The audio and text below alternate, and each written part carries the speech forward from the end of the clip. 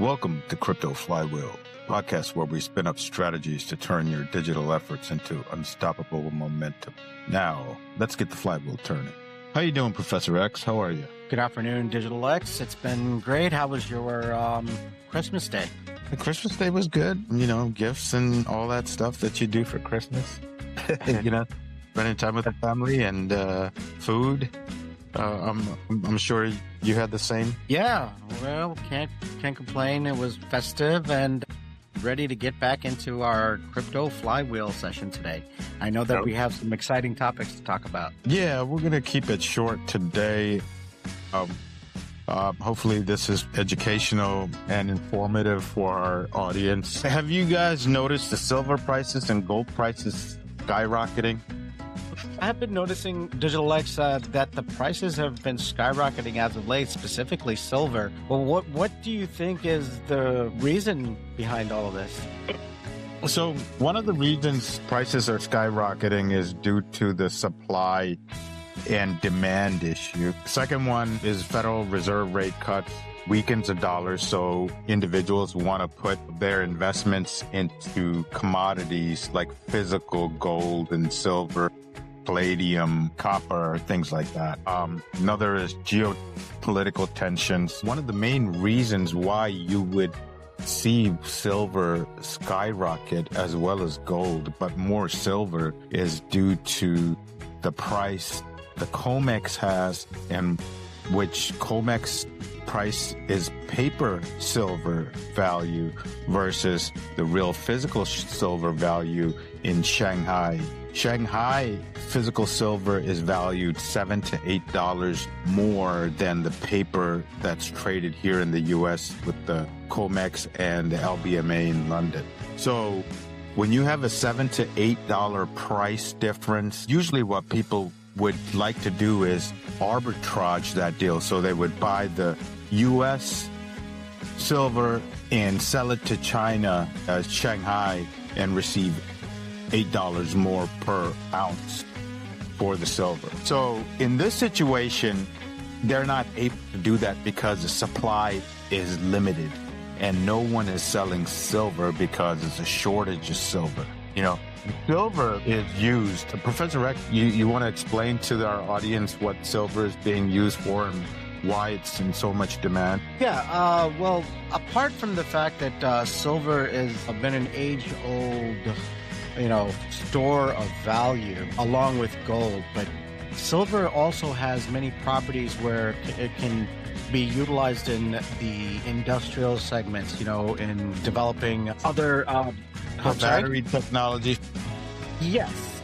Right? Well, that's one of them, exactly. Right? Yeah, no, go ahead. That's exactly right. Expanding sovereign,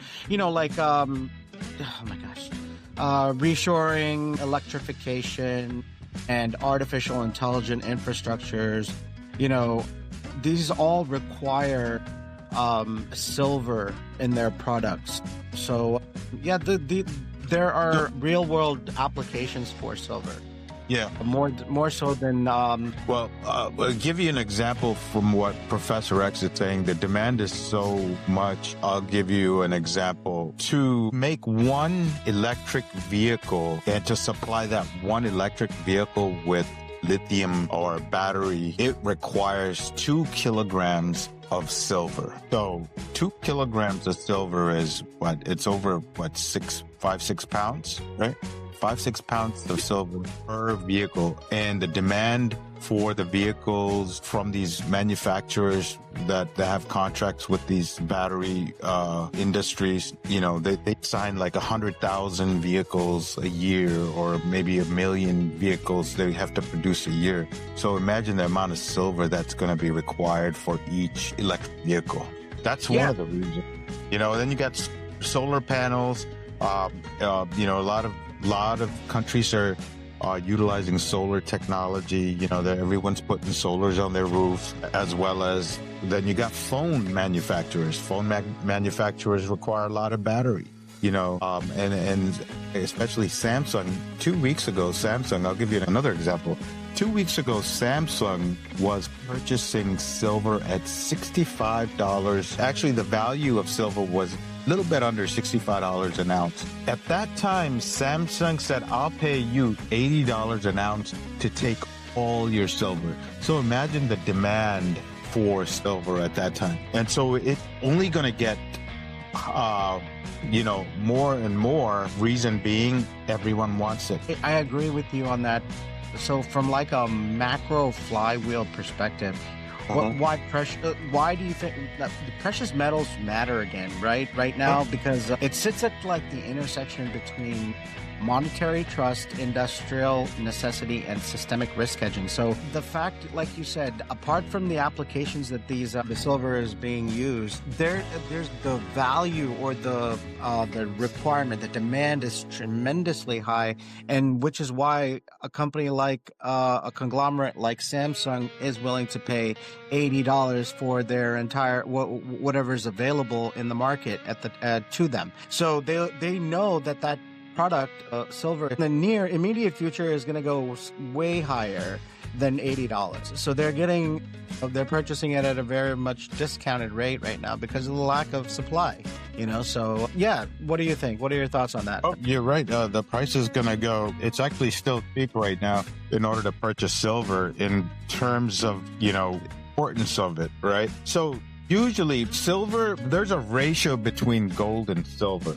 Right now, the ratio is pretty high. So gold, I believe, is what, $4,500, let's just say $4,500 dollars per ounce, right? So, and then we have silver at, let's say, $80. Let's round it out, $80. So it's a 56-to-1 ratio right now. That silver to gold ratio will probably be under 1-to-15 ratio. Imagine with gold and silver ratio at 1-to-15, imagine what the price of silver would be today. The actual value should be $300 right now. Well, Digital X, I mean, the fact that there's a lack of supply in silver, and there's, with regard to pricing, there's something referred to in the space as backwardation that is happening.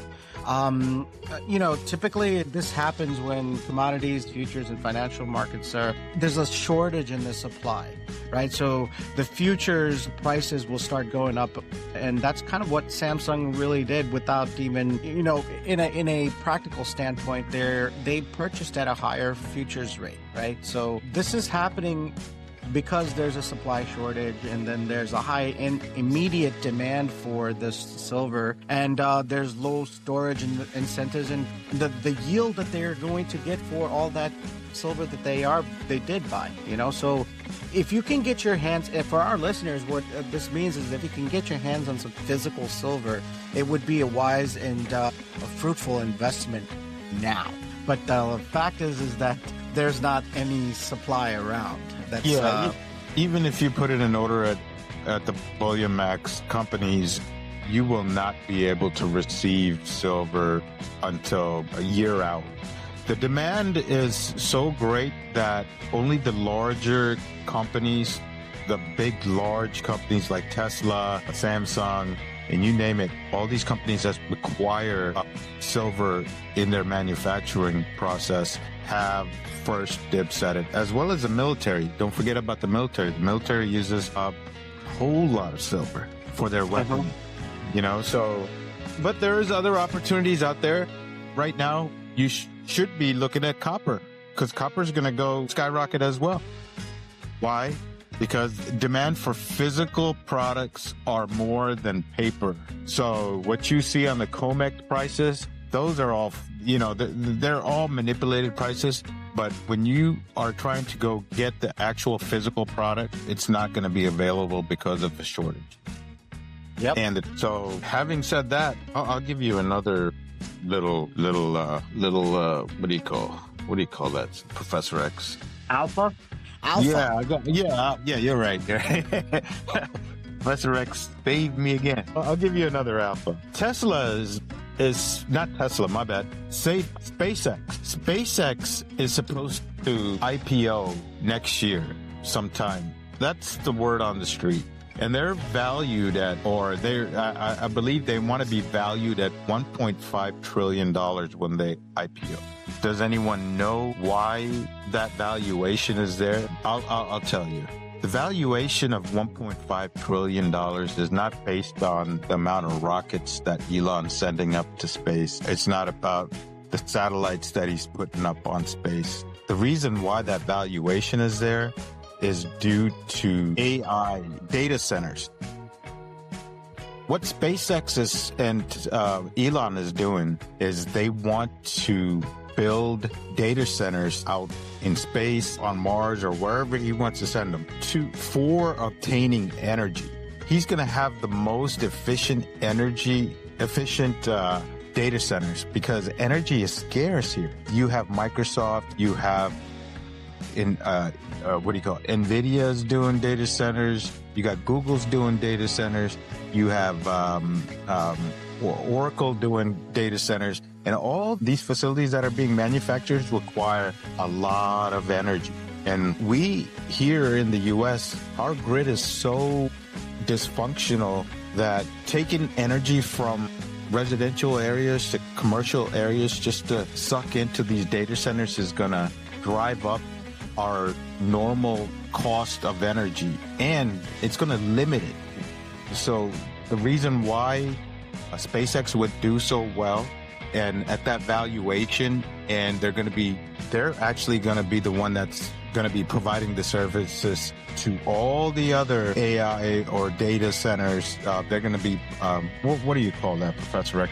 They're going to subcontract their services out, right? Yeah, I mean, so you're right. What you mentioned right now, Digital X, is the fact that commodities as a whole right now is going to be valuable. Specifically, like you said, silver, copper, and platinum. All of these things can be used in industry and in all the products that are upcoming, especially with regard to, as you mentioned, the infrastructure, energy infrastructure, and grid stabilities. And for that, there's companies that are creating a better version of the larger transformers, like solid state transformers, solar technologies, other energy related technologies, transmission and distribution, and grid technology, smart grids. So all of these require these precious metals, specifically silver and copper and platinum. So now what we're referring to is these precious metals and commodities now reminds us of the fundamental truth, which is real systems require these inputs. Gold anchors trusts when confidence in monetary framework erodes, which is what's happening right now with regard to the financial system. And silver exposes stress when the industrial demand collides with finite supply, which is what's happening right now with all the countries purchasing up or buying up their gold and silver reserves. So industries like energy, metal, and raw materials, they do not respond to these narratives. They respond to physics, logistics, and scarcity. So what does that mean? That means when there's less supply, there's going to be demand is going to be there, which is why there's less supply. So the crypto flywheel exists, Digital X, and to our listeners, at this intersection, digital systems create velocity, hard assets establish value.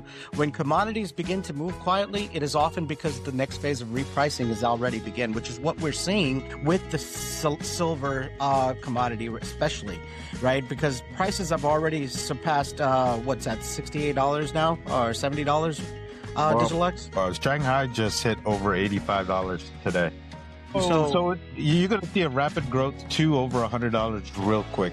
Probably easily. I mean, 2 days. Go ahead. I'm sorry. No, go ahead. No, I was thinking yesterday in a Christmas conversation at a family get together. I was just talking about that with a friend. Uh-huh. I was suggesting, and this is of course just my opinion, I think it's going to get to closer to 1,000 here very shortly, within the next 6 months to a year, I would think, right? What are your thoughts on that? Well, I really do believe it has that it's potential. It has a potential to hit that. It all depends on.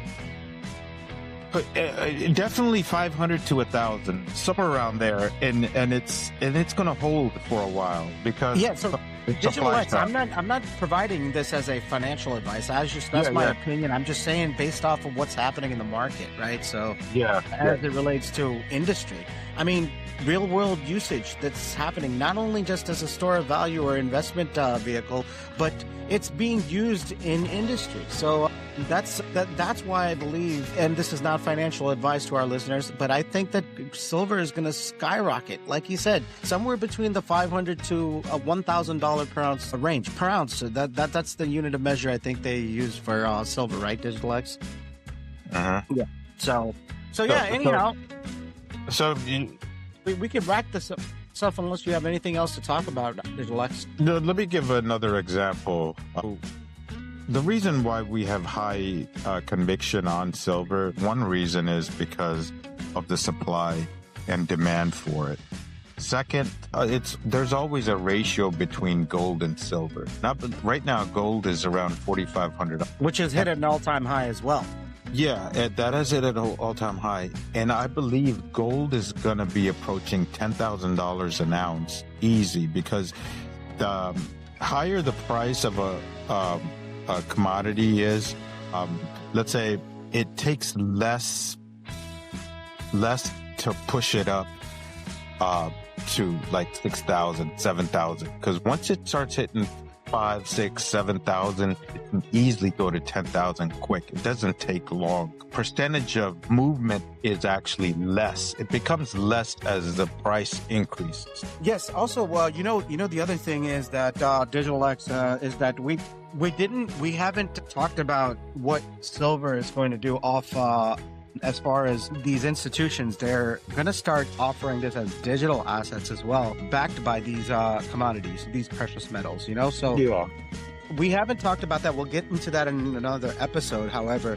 But understand, or comprehend what's happening in the market for our listeners, and take heed to getting, if available, these physical assets, such as gold and silver, as well as even like Digital X mentioned, copper and platinum, anything that you can get your hand on in terms of diversifying your investment portfolio. Yeah, I mean, the ideal thing to do, but to be practical, it's going to be very difficult to obtain those. You have a better chance with copper right now, but even though copper is flying off the shelves right now, pretty soon that's going to be very hard to obtain as well. Well, yeah, I mean, especially with ornamental, like gold and stuff. I know that copper is utilized in ornament, jewelry, and all that kind of stuff to make, the 99.995% gold more sturdy. They use copper as a mix, so that's just one area. I mean, we're not talking about, we're talking about the infrastructure of energy and wiring and all kinds of cabling. All of this requires copper as well, and that's just one thing that I just mentioned. But there's many other areas where copper is also used. So consider as an investment when you get into these precious metals and commodities. Think about how it is utilized in applications as well in industry. So that can also a signal about what's happening within the space, and which commodities you can get your hands on. So having physical assets is always a good investment strategy. So, Professor Rex, do you want to wrap it up? Yeah. So, I mean, we are looking forward to talking about real world assets in the future. And then the subsequent episodes coming up this week, next week. But as for today, we're going to wrap up unless you have anything else to add, Digital X? No, I'm good. Well, okay then. Then the Crypto Flywheel for today is signing off. Thank you. Thank you.